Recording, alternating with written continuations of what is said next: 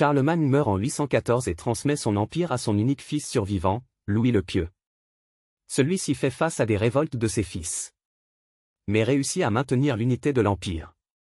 À sa mort en 840, l'empire est partagé entre ses trois fils. Le traité de Verdun est conclu en août 843. Il est présenté comme la dissolution de l'empire unitaire de Charlemagne. Il consacre sa division, qui se révélera définitive. Il est présenté comme l'un des principaux actes fondateurs de ce qui deviendra la France et l'Allemagne. Charles le Chauve reçoit la Francie occidentale, appelée France vers 1200. Lothaire Ier, à qui échoit le titre impérial, reçoit la Francie médiane, du centre de l'Italie à la Frise. Louis le Germanique reçoit la Francie orientale, communément nommée Germanie, noyau du futur Saint-Empire romain germanique. Ce traité porte en lui une énorme faiblesse. La Francie médiane est traversée par une frontière linguistique entre le parler roman et le parler germanique. Cette frontière existe encore de nos jours traversant la Belgique, le Luxembourg, l'Alsace-Lorraine, la Suisse et le nord de l'Italie. Les deux royaumes l'entourant, plus homogènes, n'auront de cesse de chercher à s'agrandir à ses dépens. Politique constante de l'Allemagne et de la France jusqu'au début du XXe siècle.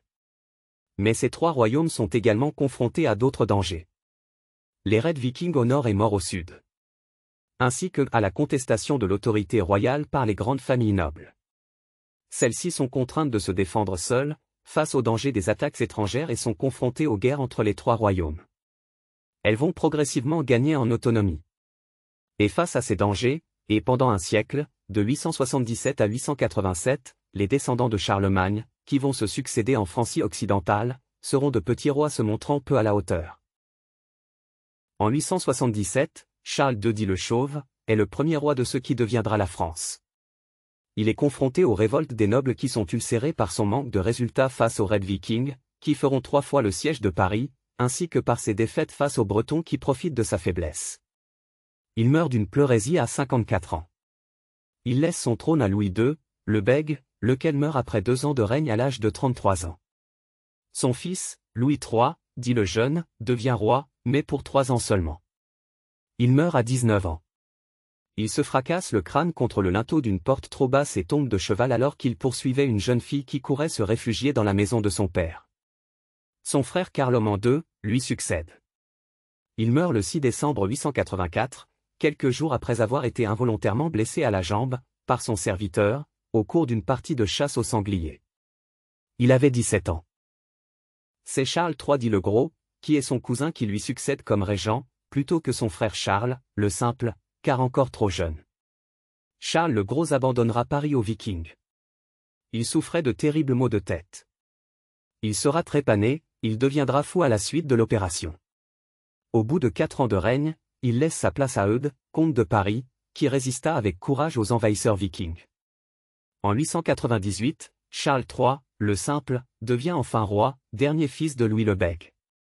Il donnera la Normandie à Rollon avant de se faire déposséder son trône, par des nobles et de mourir en prison. Face à la révolte, son fils se réfugie en Angleterre. Il retraversera la Manche pour reprendre son trône en 936, sous le nom de Louis IV, d'Outre-mer. Il mourra à 33 ans, tué en tombant de cheval durant une partie de chasse au loup, en 954. Son successeur, son fils Lothaire amène un peu de stabilité mais souffre de la concurrence du Capet, favori de la noblesse. Il meurt subitement à 45 ans. Son fils Louis V, le Fainéant, lui succède. Mais pour 1 an seulement. Il meurt à 20 ans, lors d'un accident de chasse. Hugues Capet s'empare de la couronne et impose ainsi un changement de dynastie. C'en est terminé des Carolingiens.